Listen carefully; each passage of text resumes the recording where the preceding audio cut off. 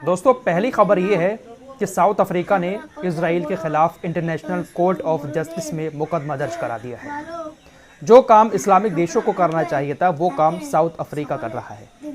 South Africa ही पहला ऐसा देश था जिसने इजराइल के खिलाफ इंटरनेशनल क्रिमिनल कोर्ट में मुकदमा दर्ज करने की बात कही थी, लेकिन अब साउथ अफ्रीका ने direct international court of justice में इजराइल के नरसंहार के खिलाफ मुकदमा दर्ज करवा दिया है। ऑफिशियली अनाउंस साउथ अफ्रीका की सरकार की तरफ से कर दिया गया है। ये काम इस्लामिक देशों को करना चाहिए था, लेकिन इस्लामिक देश दोस्ती निभा रहे हैं। क्या ही इनके बारे में रोज रोज बताया जाए। अगर सारे देश मिलकर इंटरनेशनल क्रिमिनल कोर्ट में, इंटरनेशनल कोर्ट ऑफ जस्टिस में जाएं तो इन अदालतों पर कुछ तो प्रेशर पड़ेगा। जब इतने सारे देश एक साथ मिलकर मुकदमा करेंगे, एक दो देशों के मुकदमा करने से कोई असर होने वाला नहीं है। आप लोग देख ही रहे हैं इंटरनेशनल क्रिमिनल कोर्ट किस तरह से इजराइल के खिलाफ नरम पड़ा हुआ है, क्योंकि अमेरिका ने साफ कह दिया है कि ज़्यादा आगे बढ़ने की ज़रूरत नहीं है। लेकिन हाँ, थोड़ा बहुत असर तो पड़ता जब सारे देश इकट्ठा होकर जाते। फिलहाल अगली खबर यह है कि साउथ अफ्रीका के इजराइल के खिलाफ इस मुकदमे के बाद इजराइल पूरी तरह से बिलबिला गया है और विक्टिम कार्ड खेलना शुरू कर दिया है। इजराइल ने वही 7 अक्टूबर का रोना एक बार फिर से रोया है कि हमारे साथ हमास ने इतनी ज़्यादा क्रूरता वाला काम किया और आप हमारे ही खिलाफ जाकर इंटरनेशनल कोर्ट ऑफ जस्टिस में मुकदमा दर्ज करवा रहे हैं। साउथ अफ्रीका के इस कदम की इजराइल ने निंदा की है और कहा है कि ये पूरी तरह से हमारे खिलाफ एक साजिश है। यूनाइटेड नेशंस में इजराइल का जो राजदूत है उसने विक्टिम कार्ड खेलते हुए कहा कि रोजाना इजराइलियों के ऊपर हमले हो रहे हैं, जुल्म तो हमारे ऊपर हो रहा है और साउथ अफ्रीका ने हमारे ही खिलाफ इंटरनेशनल कोर्ट ऑफ जस्टिस में मुकदमा दर्ज करवा दिया है। खबर लाल सागर से आ रही है। लाल सागर से अमेरिका ने अपने 2 उभयचर आक्रमण जहाजों को वापस बुला लिया है। इन लैंडिंग जहाज़ों का इस्तेमाल जमीन पर नौसैनिकों की तैनाती करने के लिए किया जाता था। अमेरिका के ये दोनों जहाज लाल सागर से वापस हो चुके हैं। इससे एक बात साफ नजर आ रही है कि अमेरिका यमन के साथ खुलकर जंग नहीं लड़ना चाहता है, क्योंकि अमेरिका को पता है कि अगर यमन के साथ लड़ाई लड़ेंगे तो नुकसान उसका बहुत ज्यादा होगा।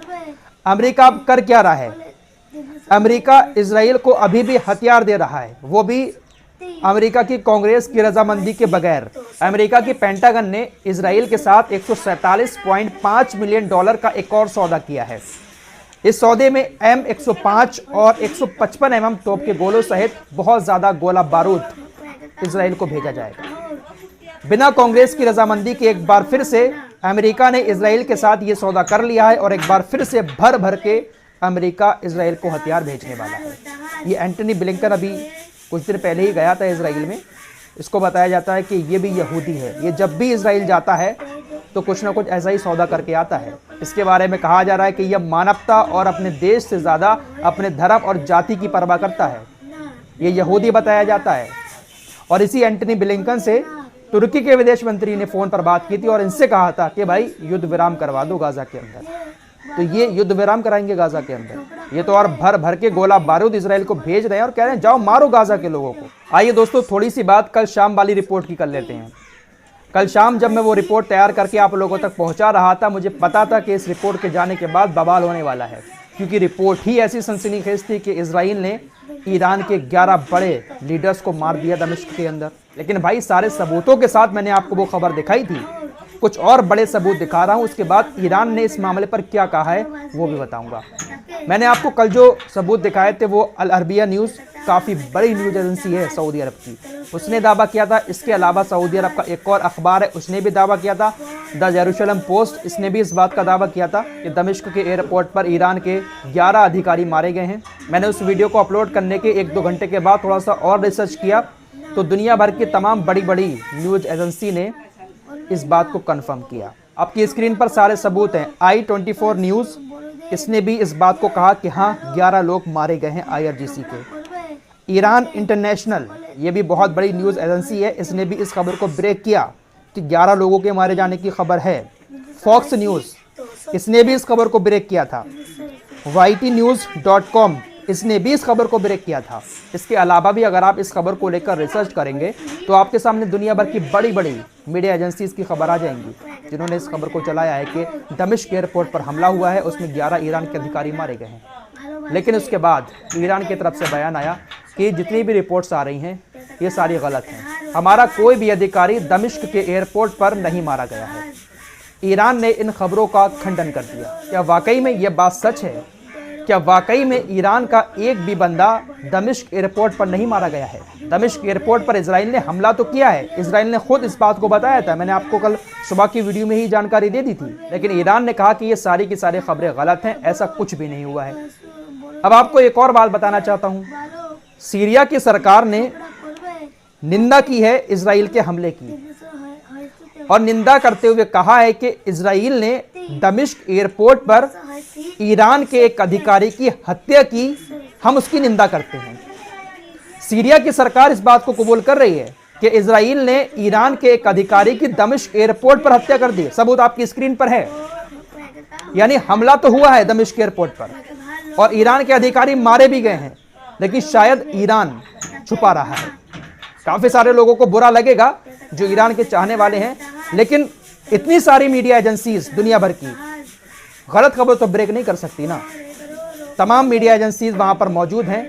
ये आरोप लगा रहे हैं कुछ लोग अब सऊदी अरब के ऊपर कि सऊदी अरब ने ये झूठी न्यूज चलाई है ईरान को लेकर। चलो सऊदी अरब झूठी न्यूज चला देगा, दुनिया भर के तमाम मीडिया एजेंसीज ने इस खबर को ब्रेक किया है, तो क्या इस खबर में बिल्कुल भी सच्चाई नहीं है? हुआ तो है कुछ ना कुछ बड़ा, लेकिन शायद ईरान उसको छुपा रहा है। कमांडर अजीम मौसवी एक बहुत बड़े कमांडर थे, उनकी मौत तो दिखानी ही थी, उनकी मौत को तो ईरान नहीं छिपा सकता था, लेकिन जो और अधिकारी मारे गए हैं शायद उनकी मौत को ईरान छुपा सकता है। फिलहाल ये सारी बातें मैंने आप लोगों से इसलिए की क्योंकि खबर काफी सनसनीखेज है और सबसे पहले इस खबर को मैंने ही यूट्यूब पर ब्रेक किया और अब इस रिपोर्ट को काफी सारे चैनल बता रहे हैं, तो ऐसी खबरों को क्लियर करना जरूरी होता है ताकि आप लोग ये ना कहें कि फराज भाई आपने बहुत सनसनीखेज गलत खबर चला दी।